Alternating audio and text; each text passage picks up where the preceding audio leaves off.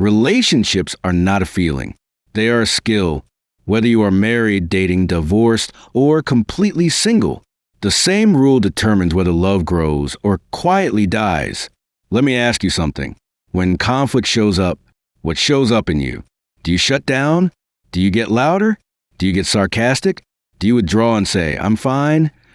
Most relationships don't fail because of lack of love. They fail because of unmanaged reactions. And here's the truth.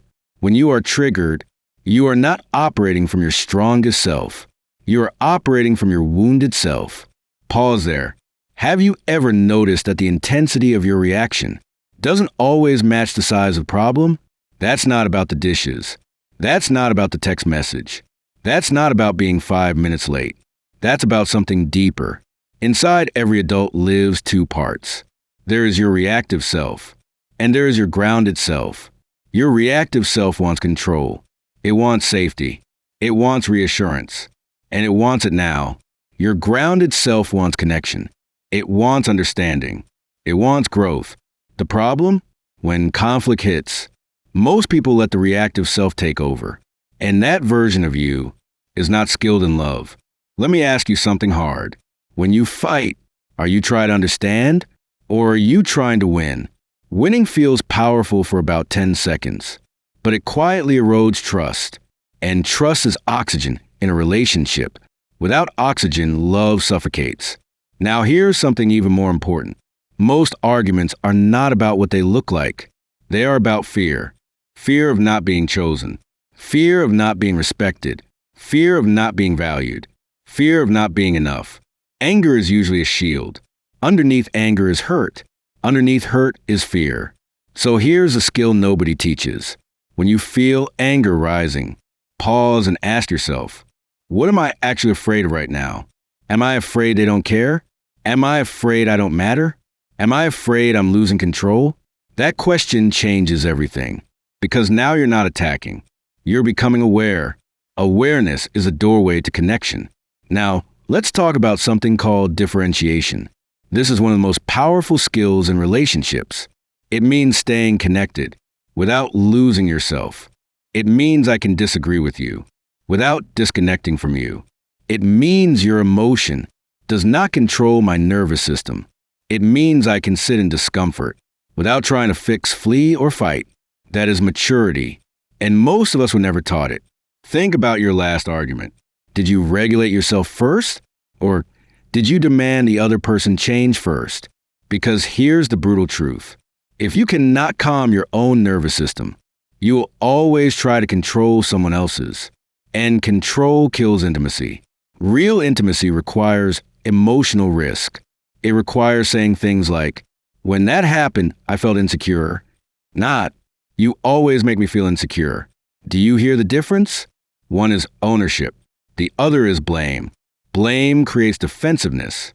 Ownership creates vulnerability. And vulnerability builds closeness. Now, if you're single, don't check out.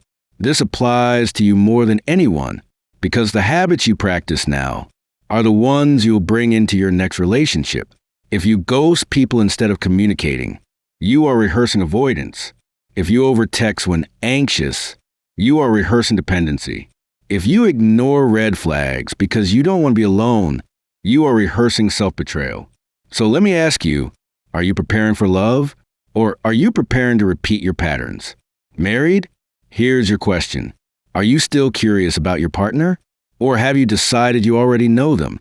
Curiosity keeps love alive. Assumptions quietly bury it. Dating? Here's yours.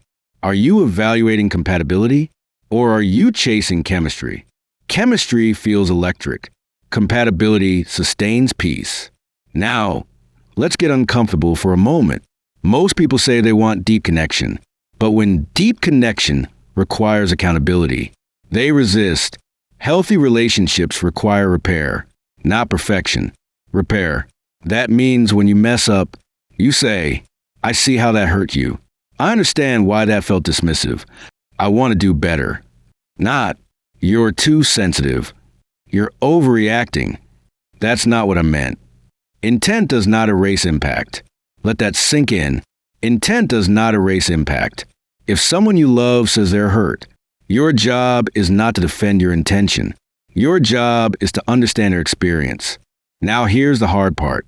You cannot demand emotional safety while being emotionally unsafe. You cannot yell and expect vulnerability. You cannot withdraw and expect closeness. You cannot criticize and expect warmth. The energy you bring is the energy you multiply. So the real question becomes, can you stay steady? When things get uncomfortable, can you breathe instead of escalate? Can you listen without preparing your rebuttal? That is a skill. And here's what makes this powerful. When one person regulates, the entire dynamic shifts. You do not need two perfect people. You need one person willing to practice, one person willing to pause, one person willing to say, let's slow this down. And that person can be you. Love is not sustained by passion alone. It is sustained by emotional discipline. It is sustained by self-awareness. It is sustained by the courage to look at your own patterns before pointing at someone else's. So today, I want you to reflect. When conflict appears, who do you become? Do you become small? Do you become loud? Do you become distant? Do you become controlling? Or do you become curious? Because curiosity is powerful. Curiosity says, help me understand. Tell me more. What did that feel like for you? And those questions open doors instead of slamming them shut. If you take one thing from this entire conversation, let it be this. The quality of your relationships will never exceed the quality of your emotional regulation. You cannot build stable love on unstable reactions. So practice the pause. Practice naming your fear. Practice speaking from ownership. Practice staying steady. That is the one skill most people miss, and it changes everything. Now I want to ask you something. What is your default reaction in conflict? Do you fight? Freeze?